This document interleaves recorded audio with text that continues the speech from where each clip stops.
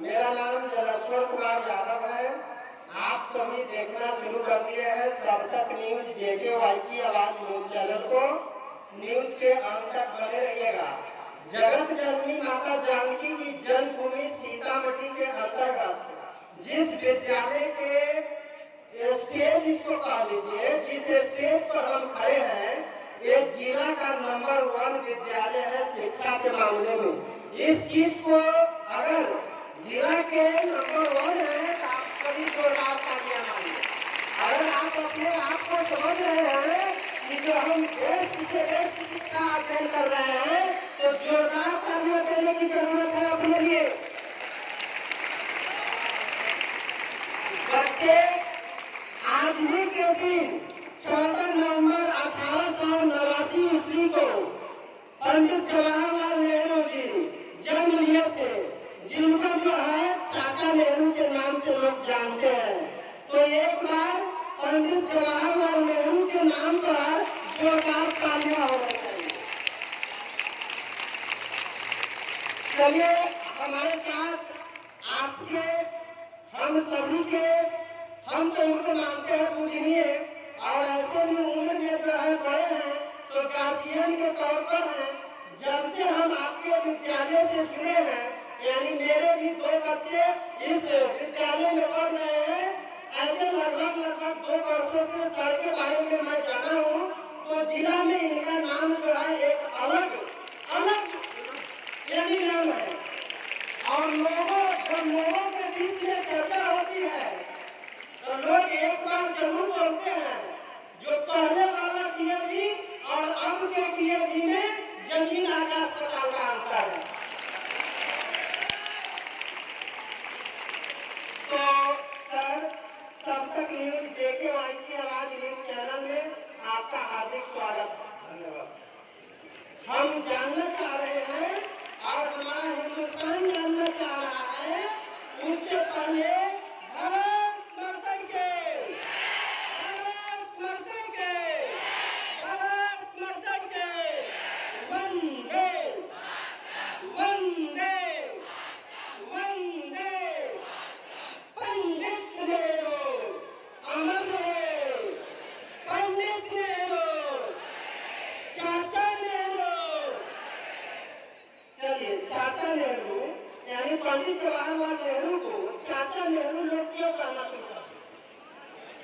असल बात है कि पंडित जवाहरलाल नेहरू जो हमारे हिंदुस्तान के जो ही बच्चे थे, उनको बहुत प्यार करते थे। और ऐसा माना जाता है आज के समय में भी कि जो बच्चे, जिसको भतीजा भतीजी बोलते हैं हम लोग, इंग्लिश में नेफ्यू बोलते हैं, तो वो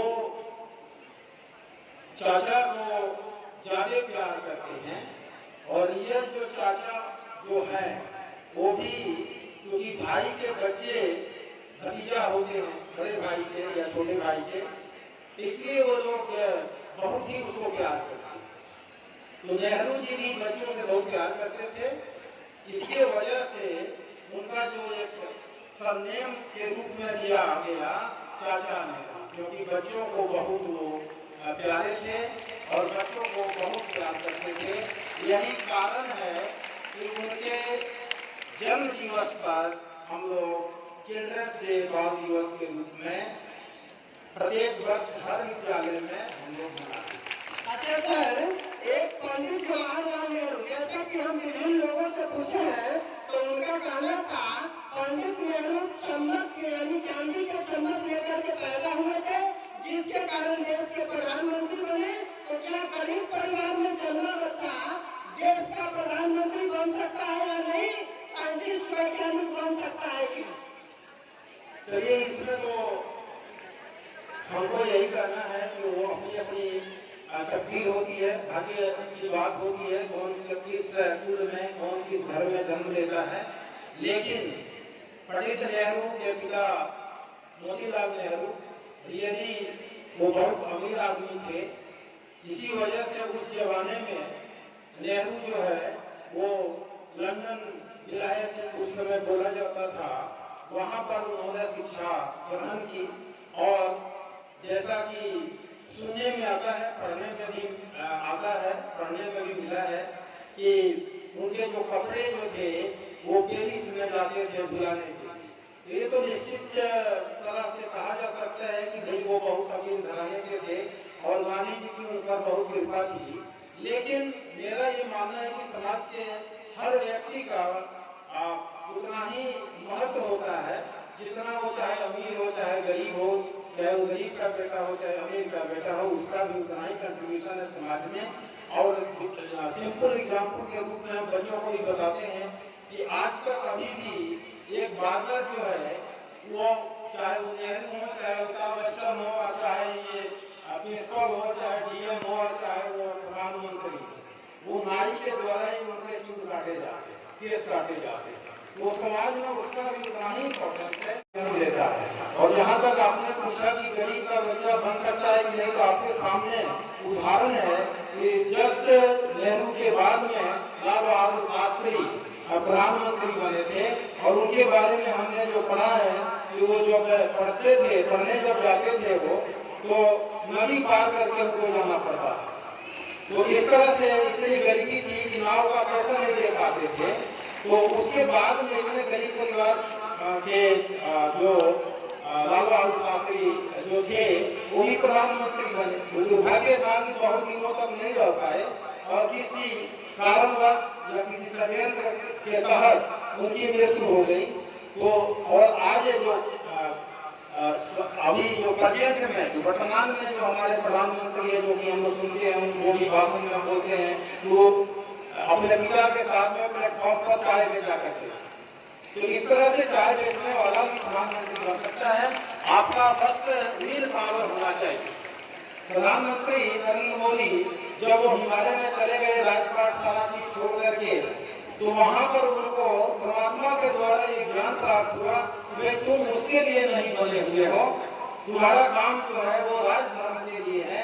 और फिर इस तरह से इंस्पायर्ड होकर के उन्होंने वापस आया। आरएसएस में उन्होंने कई वर्ष तक वो प्रचारक के रूप में उन्होंने काम किया और आज जो है हमारे देश के प्रधानमंत्री हैं। और इस देश का जो कि पहले लाल बहादुर शास्त्री के समय से उस समय हमने पढ़ा था कि लोगों ने जब ये बात पूछा कि उस समय जो प्रधानमंत्री जो थे पाकिस्तान के लोग ऐसे लंबे होते हैं और लाल बहादुर शास्त्री छोटे थे, हाइट उनका कम था। तो पूछा गया कि नहीं आप जा रहे हैं, पोशाक सम्मेलन था वहां पर, तो आप कैसे बात करेंगे, वहाँ आपका तो हाइट छोटा है। तो बोला कि भाई मैं सर उठा के बात करूंगा और पाकिस्तान का प्रधानमंत्री जोरदार ताली बात करना होगा और हम सब उठा करके बात करेंगे। इस तरह की जो बातें हैं सर, ये अमीरी गरीबी ये मानसिकता की बात होती है। यदि हमारे बच्चों में, हम में, सभी में यदि विल पावर है तो एक गरीब का बच्चा भी वो बहुत आगे बढ़ सकता है। आप ये आपको मैं जानकारी के लिए बताऊं कि हमारे जो झारखंड जो जमशेदपुर का वो प्यून है, वो 4th ग्रेड एम्प्लॉय है लास्ट ईयर, और उसका बेटा जो है वो IAS ऑफिसर बना। जोरदार ताली भाई। विल पावर होना चाहिए, अमीरी गरीबी बहुत फैक्टर नहीं है। और आज भगवान की कृपा कर है, सरकार जो है या मोदी सरकार जो है इतना तत्पर है कि कोई भी बच्चा यदि वो पारिवारिक रूप से गरीब है लेकिन पढ़ने में अच्छा है तो उसको हर तरह की सुविधाएं मिल रही है। बहुत कम रेट पर, जैसे मान लीजिए IIM है, IIT है, बच्चे कर लेते हैं, ऐसा नहीं है। तो सरकार बैंक के द्वारा उनको बहुत कम इंटरेस्ट पर पैसा दे रही है। तो पैसा कहीं भी वो कोई आज के समय में फैक्टर नहीं है। बच्चे अच्छे हैं, अच्छा करें, वो चाहे किसी भी परिवार के हों, वो निश्चित अपनी जगह वो हासिल करेंगे। सर एक चीज बताइए, पंडित नेहरू के जिनके नाम पर जन्मोत्सव आज पूरा हिंदुस्तान मना रहा है, हर हिंदुस्तान मना रहा है, लेकिन इस बीच में तो बहुत सारे लोग प्रधानमंत्री बने, उनमें और पंडित नेहरू में क्या अंतर? नहीं, देखिए असल बात है कि जब हम लोग कॉलेज में थे तो उस समय उन्हीं के परिवार के राजीव गांधी प्रधानमंत्री थे और वो कॉलेज कैंपस में उनका विजिट था। तो वहाँ पर आपकी जैसे पत्रकारों ने पूछा कि ऐसा एक चीज बताइए कि 1 एकड़ में कितना सरसों का बीज लगेगा। तो उन्होंने बोला कि 1 एकड़ है तो 2-4 क्विंटल लगेगा, इसमें क्या पूछ रहे हैं। तो उनको खासतौर पर देखा जाए तो उनको जानकारी नहीं थी इस बात की गरीबी क्या चीज होती है। और हमारा हिंदुस्तान जो है वो एग्रीकल्चर पर डिपेंड जो देश है, तो एग्रीकल्चर के बारे में हमको जहाँ तक जानकारी है कि उन लोगों को बहुत जानकारी नहीं, क्योंकि लोगों ने राजीव गांधी से वहाँ के लोग जो किसान थे बोले नहीं फसल इस बार गेहूं का फसल बर्बाद हो गया, रोटी हमको कहाँ से मिलेगी। तो राजीव गांधी का वो भाषण सुना था हमने जब कॉलेज में था, वो भाषण हमने सुना था। तो राजीव गांधी ने स्टेज से बोला था कि भाई तुम लोग क्यों गेहूं चिल्ला रहे हो, रोटी चिल्ला रहे हो, रोटी नहीं मिल रही है तो वो ब्रेड जैम खाओ, ब्रेड माना पाव रोटी इसको बोलते हैं। उनको ये भी नहीं मालूम था कि वो ब्रेड जो है वो भी गेहूं से ही बनता है। तो नेहरू और अदर जो भी हमारे जो प्रधानमंत्री जो बने हैं लोग, यदि एक समीक्षा की जाए तो बहुत टाइम लगेगा और बच्चे काफी थके हुए हैं, भूखे भी हैं। तो अंतर यही है कि जब हम ग्रास रूट लेवल से जब लोगों को, जैसे मोदी जी जो है वो समझते हैं कि गरीबी क्या चीज है, इसलिए आज 80 करोड़ लोगों को वो, हम कोई पॉलिटिकल आदमी नहीं है भाई, ऐसा नहीं सोचना है मोदी जी के बारे में बोल रहे हैं तो हम पॉलिटिकल आदमी, लेकिन जो बात है 80 करोड़ लोगों को अनाज देने की जो प्रक्रिया शुरू हुई है वो गरीबी रेखा से निकाल रहे हैं। कभी नेहरू जी ने जो कि प्रधानमंत्री रहते समय इस तरह का विजन हमने नहीं देखा, अपने लाइफ में इस तरह के विजन नहीं देखा कि गरीबों को भी एक्सट्रीम लाइन में लाना, ऐसा हमने नहीं देखा। चलिए ये अंतर है। चलिए लास्ट संदेश बच्चों के साथ, हजारों बच्चे अभी आपके सामने खड़े हैं, इन बच्चों के साथ इस देश को क्या देना था? नहीं, ये बच्चों के कंधे पर पूरा अपना देश है। ये कहा जाता है कि भाई आदमी का बुढ़ापा तभी सही होगा जब उसके ऑफस्प्रिंग, उसके आने वाले बच्चे जो हैं वो अच्छे करेंगे। तो इस हिंदुस्तान को यदि बचाना है, जो अंग्रेजों के पहले मुगलों ने शासन किया, फिर अंग्रेजों का 300 वर्षों तक हम गुलाम रहे, तो 300 वर्षों का गुलाम रहने के बाद में ये आजादी मिली है। इस आजादी को यदि बरकरार रखना है तो इन्हीं बच्चों के कंधे पर वो जिम्मेदारी है। इन्हीं बच्चे में जितने स्कूलों में जो बच्चे हैं, अगला जनरेशन ये है। मेरा संदेश आज यही है, इन बच्चों को फिर गुलाम बनना है, इसी तरह से आजाद रहना है, उसके लिए हमेशा तत्पर रहना पड़ेगा।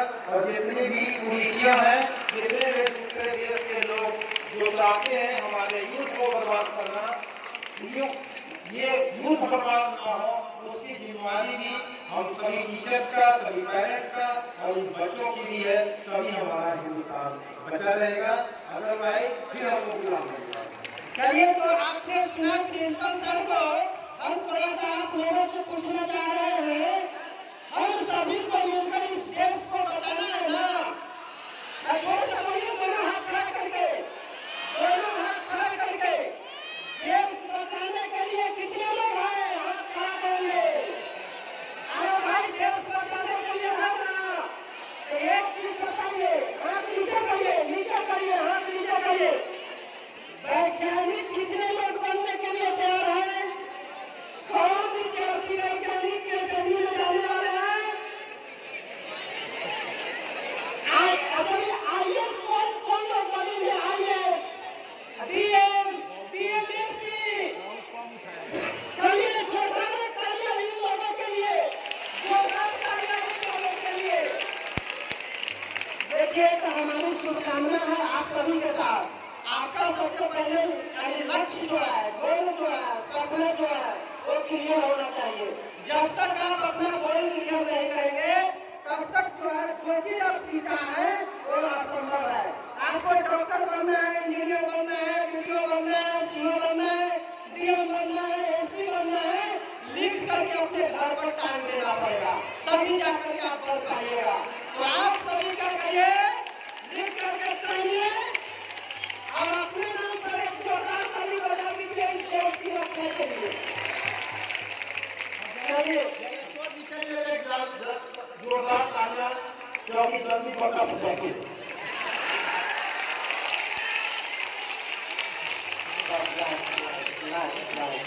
तो आप लोग क्या करिएगा, यूट्यूब में चले जाइएगा और सब तक न्यूज JKY की आवाज लिखिएगा और लाल बटन दबाकर सब्सक्राइब कर दीजिएगा, नोटिफिकेशन वाले बटन को ऑन कर दीजिएगा और हम नेक्स्ट बातों से आप सभी को नेक्स्ट एपिसोड में अवगत कराएंगे।